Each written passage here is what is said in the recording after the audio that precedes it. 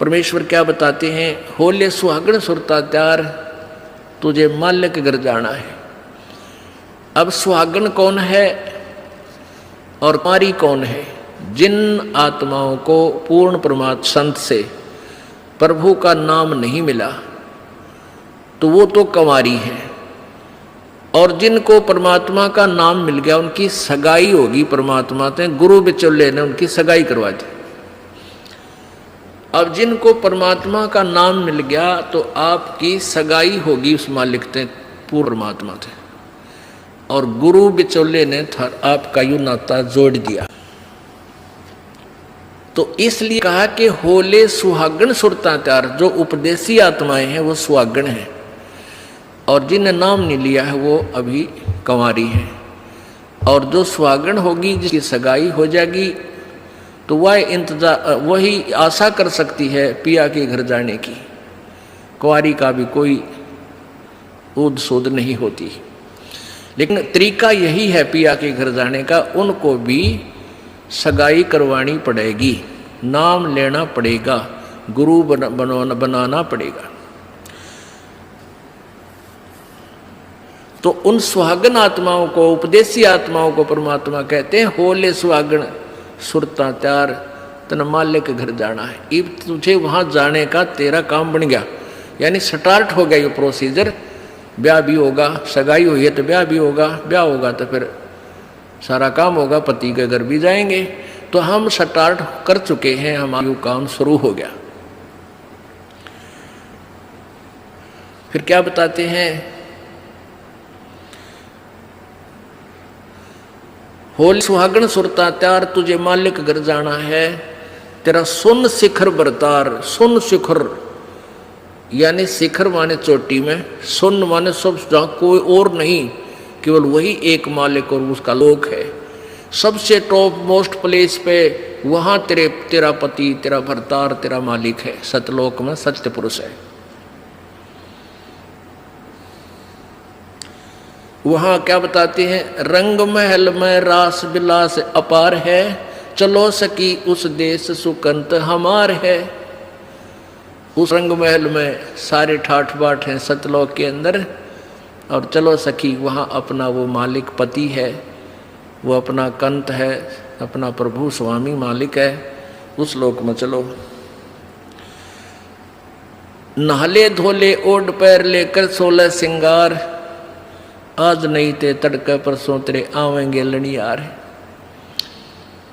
अब नाना क्या है, धोना क्या है, इस सत्संग रूपी दरिया में, गंगा में अपने अंतःकरण के मैल साफ करे। ओढ़ पैर ले, यहाँ क्या ओढ़ना है, क्या पहनना है, कौन से आभूषण हैं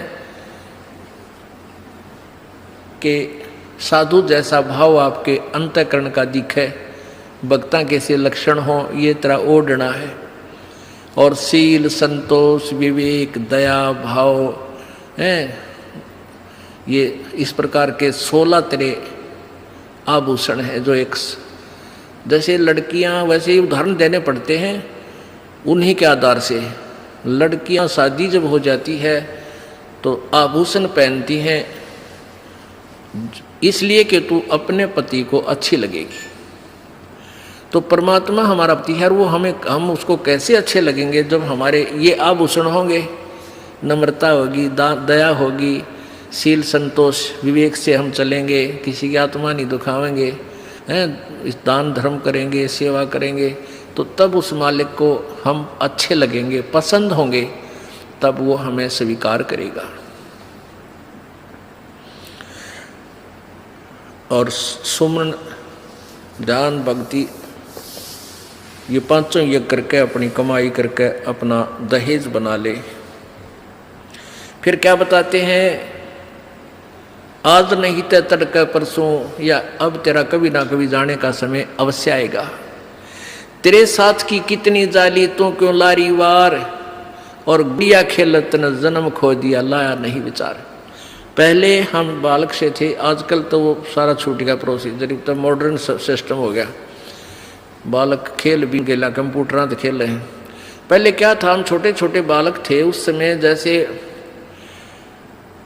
दहेज देते थे लड़कियों को, तो उनका के देश था, ऐसे कोई क्या करते थे, लड़की को भेजना होता था तो उसके लिए कपड़े लाते, तो उसको क्या बताया जाता था कि इसको आगे वाली इसकी जो ना सास ननंद पितृष्ट और आसपास की जितनी लेना देना होता है, तो उनकी न्यों क्या करते, 40 तीड़ आग्नेया की लाइयो, 40 सूट, तीड़ तना समझते होंगे आजकल के बच्चे, पहला घाघरा हुआ करता है सब बारह, और उसको ऊपर एक कुर्ता एक चुंदड़ी उसने के लिए बोलिया करते,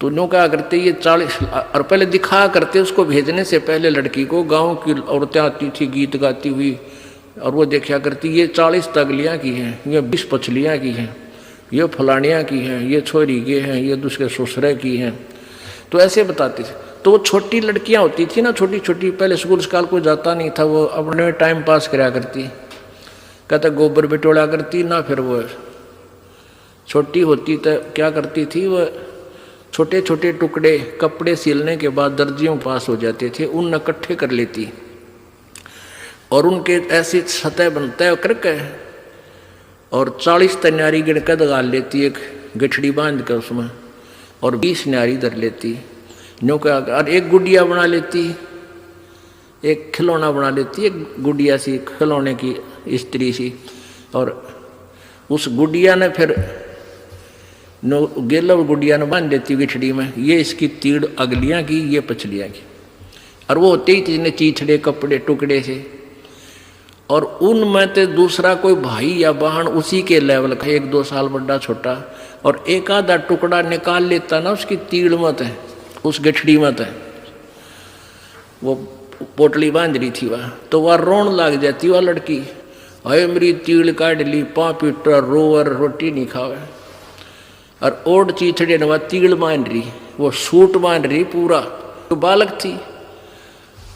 और जब उस बेटी वाली लड़की बड़ी हो जाती है, युवा हो जाती है, और फिर उसका ब्याह हो जाता है, उसका शादी हो जाती है, विवाह हो जाता है, फिर उसको वो ओरिजिनल तिल मिल रहा है, वास्तविक तिल मिल रहे हैं, उसने वो सूट मिल रहेंगे 10-20 जो भी उसके होते थे, तो फिर वह गुड़िया लाना खेला है, क्योंकि वह सयानी होगी, वो मैच्योर होगी। तो पुण्यात्माओं, परमात्मा हमें क्या बताना चाहते हैं कि तुम यहाँ जो बेटा बेटी कार कोठी संपत्ति जोड़ने में जो तुम खेल खेल रहे हो, ये गुड़िया वाला खेल है। और जब आप इतने मैच्योर हो जाओगे, आपका ज्ञान इतना स्वस्थ हो जाएगा, आपको ये पता लग जाएगा कि ये सब नकली सांग है, झूठा सुख है, अस्थायी टेम्परेरी रिलेशन है हमारा यहाँ पर, और हमारा स्थान सतलोक में है। तो फिर आप इन गुड्डा गुड़िए के खेलने की फिर इच्छा नहीं कर सकते, सपने में भी नहीं कर सकते। अब जवान लड़की जब उसका ब्याह हो गया और उसके बाद वो ओरिजिनल सूट उसने मिले हैं, फिर उसने वह खेल कर दिखा दे गुड़िया गिला, कदे नहीं खेल सकती। तो आपको जब ये रह रह कर ये ज्ञान इसलिए सुनाया जाता कि आपका इन गुड्डा गुड़िया के खेल से मन हट जा, आप इतने मैच्योर हो जाओ, आपको वास्तविकता का पता लग जावे।